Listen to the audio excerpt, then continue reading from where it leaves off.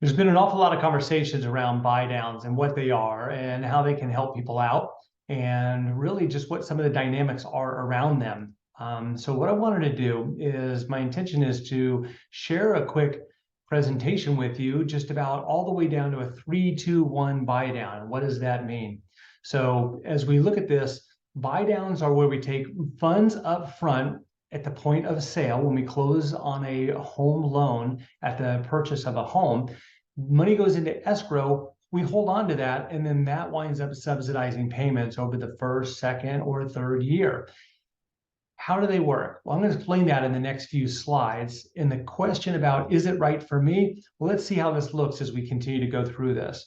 So we're going to take just a simple example. If in today's market, if somebody was buying a home for $650,000 and they had a $520,000 loan amount, putting 20% down, today's interest rate, let's just assume for this purpose that the interest rate would be 6.375 on a 30-year fixed loan. Well, your monthly payments would be $3,244. If we did a 1-0 buy down, a 1-0 buy down would take that interest rate. Remember, we started at 6.375. We buy that down 1 point to 5.375.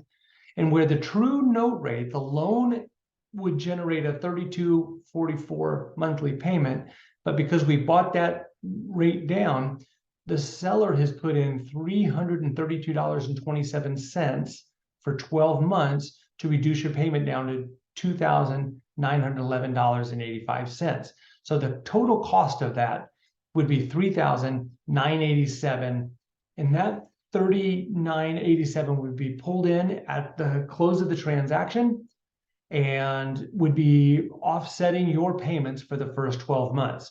Now, if we step this up to a 2-1 buy down, what does that do for us? Well, now, remember, 6.375 is the initial rate. That's actually the 30-year fixed rate, but we're artificially buying that rate down 2 points from 6.375 down to 4.375 for the first year, and then another 12 months at 5.375. So although the true note rate or the loan payment would be $3,200, we've pulled additional funds in up front from the seller. The seller is buying down that monthly payment for you by $647.84 for the first 12 months, $332 for the second 12 months, for a grand total, it's $11,761 that would be paid upfront at the close of the transaction to offset your monthly payments. Now we're going to expand that just one more time. We're going to take it to a 3-2-1 buy down. In the same concept, 6.375 is the true 30-year fixed note rate, but we're buying it down 3 points to 3.375 for the first year, 4.375 for the second year. For the third year, it's 5.375. And for the rest of the life of the loan, the remaining 27 years, it would be 6.375. So again, the true note rate generates those $3,244 a month payments. However, your responsibility as a buyer is only $2,298 because the seller has prepaid this amount of $945 per month for 12 months. So they're spending $11,000 on your behalf in year one. They're spending $7,774 for year two. And then in year three, they're paying $3,987.